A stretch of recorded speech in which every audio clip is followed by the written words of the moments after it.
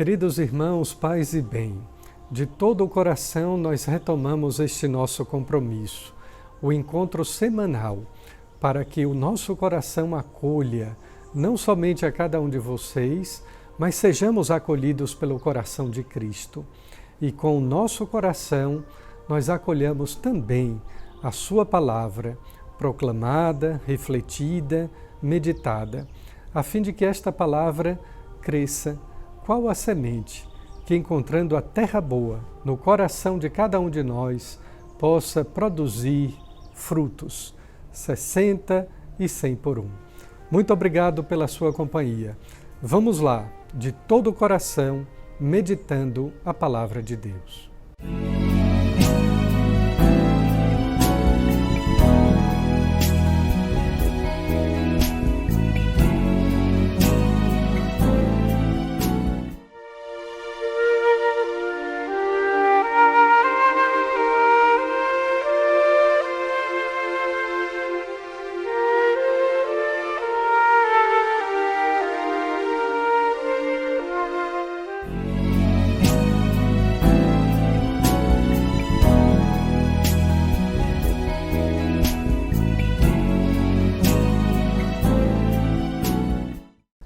Quinto domingo do tempo comum, o tempo da esperança, o tempo ordinário, de coisas comuns, triviais, dos acontecimentos ordinários em nossa vida, mas que pela presença de Deus se tornam fatos, acontecimentos extraordinários.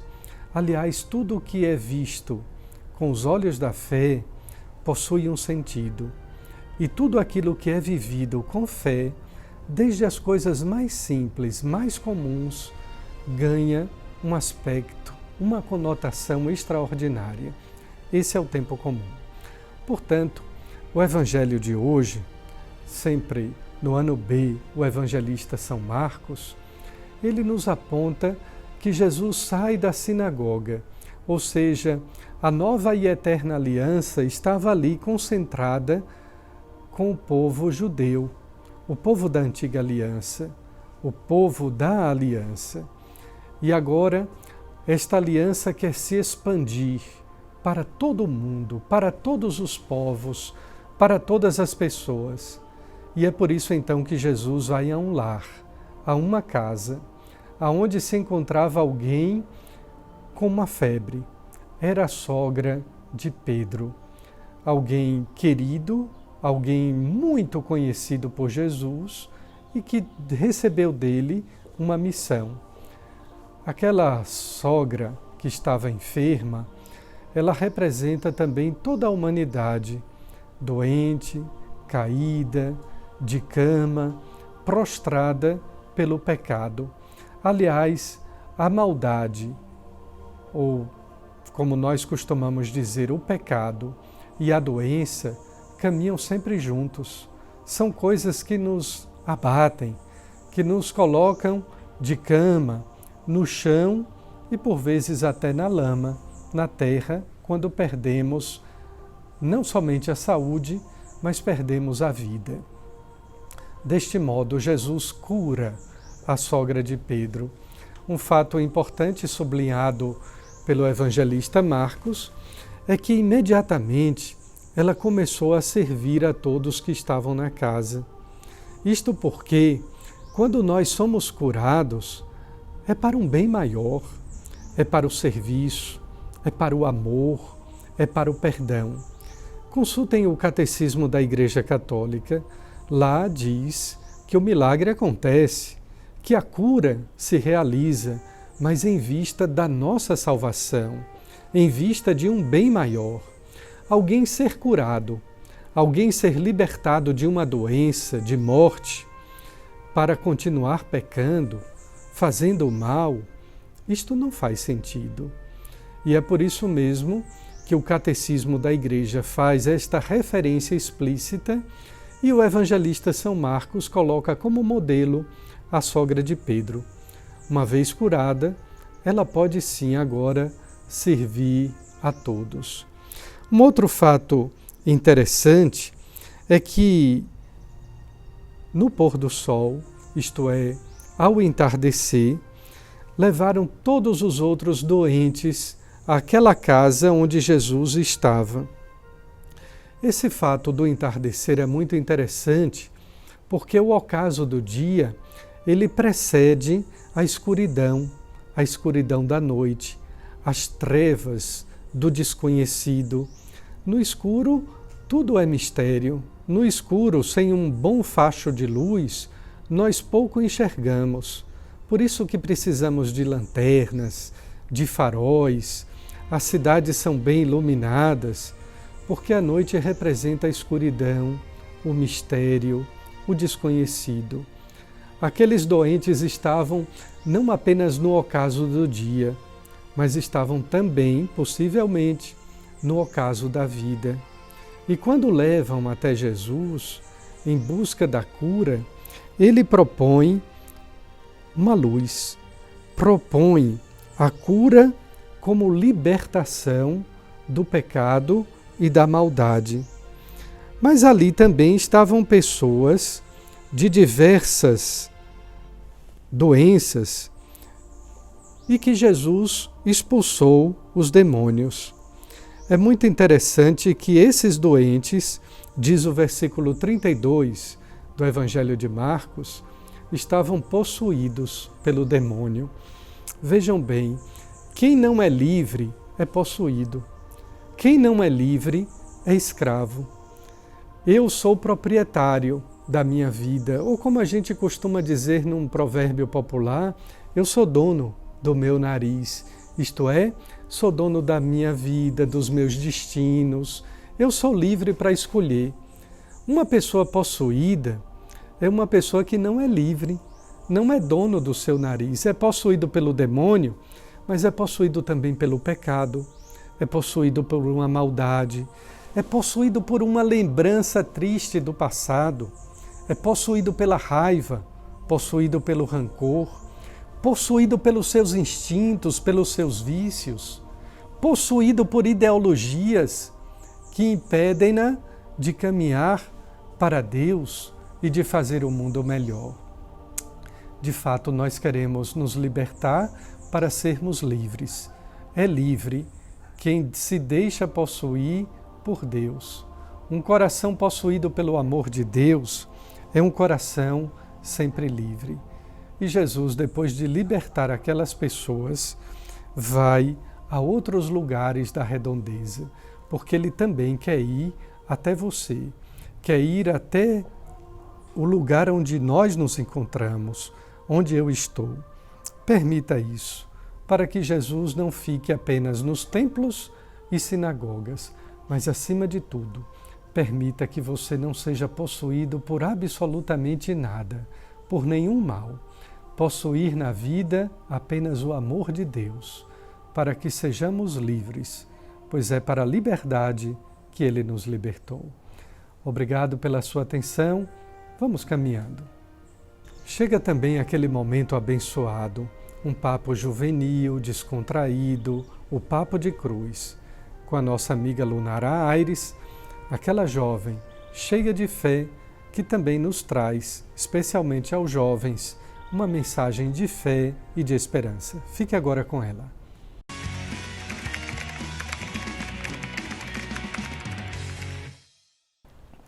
Olá para você que está acompanhando o programa de Todo o Coração nesse final de semana, e você já sabe o apelo de sempre, aquela coisa chata que Lunara sempre pede, ajuda a gente a compartilhar o Evangelho e deixar o Evangelho chegar a toda e qualquer criatura, que por sinal, esse meu pedido tem muito a ver com a passagem que eu vou meditar com vocês hoje. Eu vou falar a segunda leitura, que está no livro de 1 Coríntios, no capítulo 9 e no versículo 19. É apenas um trecho da segunda leitura, como a gente sempre espera que vocês já tenham feito a meditação de vocês da liturgia diária desse domingo, amém? Ainda que livre em relação a todos, fiz-me o servo de todos, a fim de ganhar o maior número possível. Para os judeus, fiz-me como judeu, a fim de ganhar os judeus. Para que os que estão sujeitos à lei, fiz-me como se estivesse sujeito à lei, se bem que não esteja sujeito à lei, para ganhar aqueles que estão sujeitos à lei. Para aqueles que vivem sem a lei, fiz-me como se vivesse sem a lei, ainda que não viva sem a lei de Deus, pois estou sob a lei de Cristo, para ganhar os que vivem sem a lei. Para os fracos fiz-me de fraco a fim de ganhar os fracos. Tornei-me tudo para todos, a fim de salvar alguns a todo custo. E isto tudo eu faço por causa do Evangelho, para dele me tornar participante. Palavras do Senhor. Amém, graças a Deus. Gente, o que eu quero partilhar com vocês hoje nessa passagem de Paulo, primeiro que eu sou uma declarada apaixonada pelo apóstolo Paulo e essa passagem nos remete a uma necessidade intensa da nossa geração, não só da época de Paulo, não só da vivência de Paulo em que foi escrito essa carta aqui, mas da nossa vivência da realidade de pregação do evangelho na nossa igreja. A gente precisa sim, como o Papa Francisco uma vez bem disse, ir às periferias das existências humanas. A gente precisa alcançar as pessoas que precisam verdadeiramente ouvir o evangelho. A gente sempre fala, né? É muito fácil ser igreja dentro da igreja, é muito fácil ser igreja dentro de um grupo missionário, é muito fácil ser igreja próximo, nas proximidades de uma realidade que nos deixa e nos põe confortáveis dentro do evangelho. Pessoas que pregam, que vivem, que praticam aquela mesma doutrina que a gente vive. Mas e se a gente precisa ser cristão, se a gente precisa ser evangelista, evangelizador em situações periféricas, em situações que vão de encontro a tudo aquilo que a gente vive? Esse é o nosso convite. Paulo, ele se fez tudo para todos, a fim de salvar alguns. Era a necessidade. Ele sabia que não só naquele ciclo de pessoas que o acompanhavam, que o ouviam e já haviam entendido a sua conversão, era necessário pregar. Ali sim era necessário falar do evangelho também, mas existiam outras situações, existiam pessoas aquém daquela realidade que precisavam sim ser alcançadas, as periferias da existência humana. E aí eu chamo a atenção para uma coisa: a gente deve e a gente precisa estar atento a essas pessoas, mas a gente precisa lembrar o nosso local. Nós não somos melhores, mas nós somos separados. A gente precisa ir salvar e retornar. Por acaso a gente vê alguém quando vai salvar uma pessoa que está se afogando, ficar lá, a gente vai salvar a pessoa e quer sair também daquele local. Uma pessoa que estende a mão para tirar uma pessoa do poço, ela precisa sair do poço também depois. A gente precisa ir às periferias, ajudar pessoas que não têm o entendimento do reino, do evangelho, da salvação, mas a gente não pode colocar em jogo, a gente não pode colocar em questionamento a nossa aliança já muito bem selada. A gente precisa estar cada vez mais firmado para poder conseguir salvar com segurança os demais. Ir às periferias da existência, se fazer evangelho em todo lugar. Essa é a palavra desse final de semana que eu trago para vocês meditarem durante o programa também e após, no final de semana, nesse restinho de final de semana, para você meditar. Se faça evangelho em todo e qualquer lugar, vá às periferias da existência das pessoas e convide essas pessoas a serem salvas pela vivência do evangelho. Então é isso, hoje eu encerro minha participação, até o próximo sábado, tchau, tchau.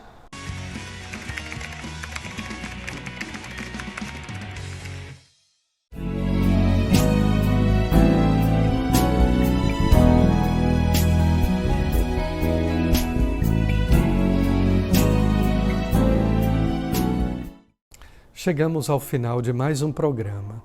Eu quero agradecer aos sacerdotes do clero de Caruaru que me substituíram durante o tempo da minha ausência em férias, foram pouquíssimos dias, apenas uma semana, e dos retiros que eu andei pregando pelo Brasil afora.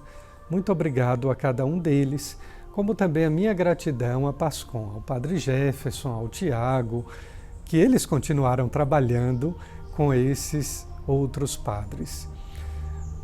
Vamos também pedir a Deus, ao mesmo tempo que nós agradecemos a Ele, que é Pai, doador e fonte de todos os dons, peçamos a Ele o dom da saúde, neste tempo em que o coronavírus parece recrudescer e a humanidade parece espantada com os números alarmantes que a imprensa vive a publicar, de tantos contaminados e de tantos outros mortos que perderam as suas vidas. Peçamos a bênção de Deus para todos nós, doentes, os que enfrentam a doença, os profissionais da saúde, mas também para todos nós que sobrevivemos, graças a Deus, como também graças a Deus pela atuação da vacina. Que Deus nos abençoe. Em nome do Pai, do Filho e do Espírito Santo. Amém. Fiquem com Deus. Até a próxima.